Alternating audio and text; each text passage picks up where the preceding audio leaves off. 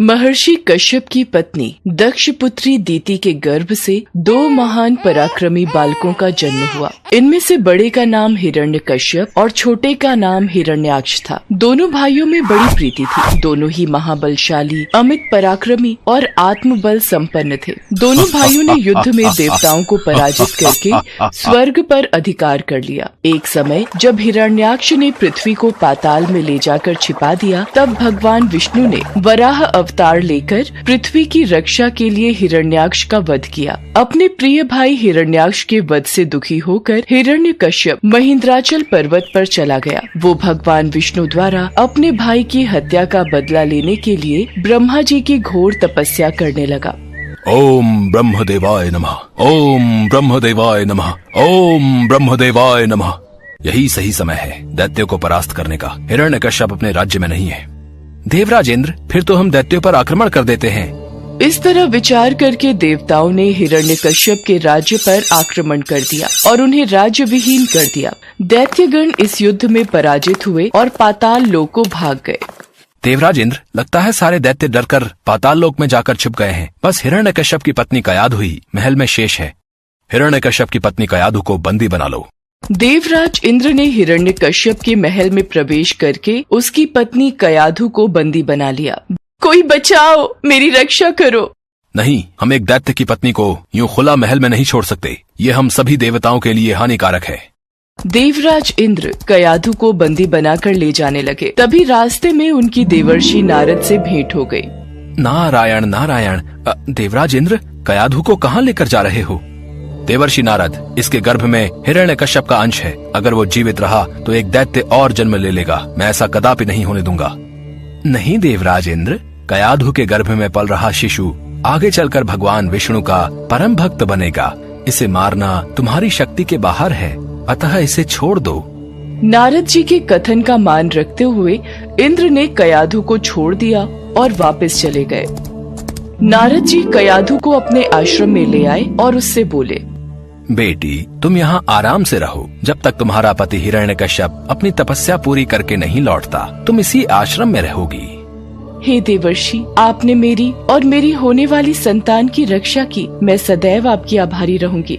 कयाधु उस पवित्र आश्रम में नारद जी के सुंदर प्रवचनों का लाभ लेती हुई सुखपूर्वक रहने लगी, जिसका गर्भ में पल रहे शिशु पर भी गहरा प्रभाव पड़ा। भगवान विष्णु के नाम का जाप कयाधु और उसके होने वाले बच्चों के कानों में सदैव पड़ता था। धीरे धीरे समय बीता और कयाधु ने एक पुत्र को जन्म दिया, जिसका नाम प्रहलाद रखा गया। इधर हिरण्यकश्यप की कठोर तपस्या पूरी हो चुकी थी। ब्रह्मा जी प्रकट हुए।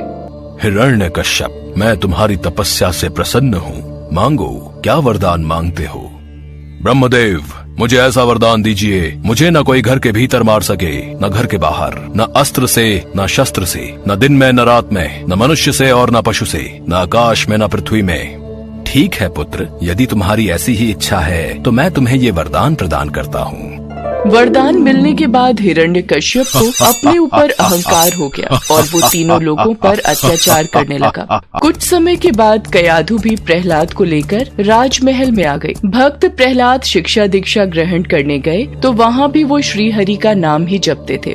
जब ये बात हिरण्यकश्यप को पता चली तो वो क्रोध में आ गया। अरे, ये बड़ा दुरात्मा है, इसको मार डालो। अब इसके जीने से कोई लाभ नहीं है, क्योंकि ये शत्रु प्रेमी तो अपने कुल का ही नाश करने वाला हो गया है। नहीं नहीं स्वामी, ऐसा मत कीजिए। मेरे लाल, मेरे बालक को छोड़ दीजिए। ये आपका पुत्र है। सैनिकों ने प्रहलाद को अनेकों प्रकार से मारने की चेष्टा की, पर उनके सभी प्रयास श्री हरि की कृपा से असफल हो जाते थे। हिरण्यकश्यपु ने प्रहलाद के हाथ पैर बांधकर समुद्र में फेंकवाया, विषैले सांपों से डसवाया और पर्वत शिखर से गिराया, पर भगवान विष्णु के आशीर्वाद से प्रहलाद को कुछ भी नहीं हुआ।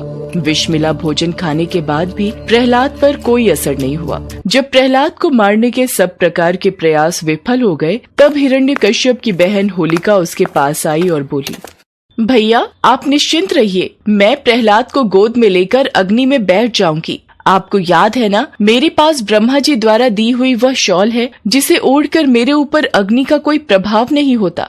यदि ऐसा है होलिका, तो मैं अभी सैनिकों को आदेश देकर बड़ी मात्रा में अग्नि जलाने का प्रबंध करवाता हूँ। इसके पश्चात होलिका प्रहलाद को अपनी गोद में लेकर प्रज्वलित अग्नि में प्रवेश कर गई, पर ईश्वर की कृपा से प्रहलाद को कुछ भी नहीं हुआ और होलिका जलकर भस्म हो गई। क्या होलिका अग्नि में जलकर भस्म हो गई? इसी समय प्रहलाद को पकड़कर मेरे सामने लाओ। प्रणाम पिताश्री, जय श्री हरि। दुष्ट, तू निर्लज पापी है। मेरे सामने खड़े होकर तू उस हरि का नाम ले रहा है जिसके बल पर तू ऐसी बहकी बहकी बातें करता है। तेरा वो ईश्वर कहाँ है? पिताश्री, श्री हरि तो सभी जगह स्थित हैं। वो सब जगह है तो क्या इस महल में भी है? जी पिताश्री, इस महल में भी है। वो यदि यहाँ है तो मुझे इस खंभे में क्यों नहीं दिखाई देता? क्या तेरा वो विष्णु इस खंभे में भी है? जी पिताश्री, मुझे तो मेरे प्रभु श्री हरि इस खंभे में भी दिखाई दे रहे हैं। इस विष्णु भक्त प्रहलाद को इस खंभे से बांध देता हूँ। देखता हूँ तेरा हरि तुझे कैसे बचाता है। तभी कयाधु दौड़ती हुई आती है और हिरण्यकश्यप से विनती करने लगती है। स्वामी, ये बालक है, इसे मत मारिए। मैं आपसे विनती करती हूँ, मेरे पुत्र को छोड़ दीजिए। नहीं, ऐसा नहीं हो सकता। अगर इसका हरि से बचाना चाहता है तो इस खंभे में से बाहर आएगा। प्रहलाद आंखें बंद किए जय श्री हरि नाम का जाप कर रहा था। ये देखकर क्रोध के मारे हिरण्यकश्यप स्वयं को संभाल नहीं सका और उसने बहुत जोर से उस खंभे पर आघात किया। उसी समय उस खंभे को तोड़कर एक विचित्र प्राणी निकलने लगा जिसका आधा शरीर सिंह का और आधा शरीर मनुष्य का था। ये देखकर प्रहलाद सहित सभा में खड़े सभी लोग घबरा गए। यही भगवान श्री हरि का नरसिंह अवतार था।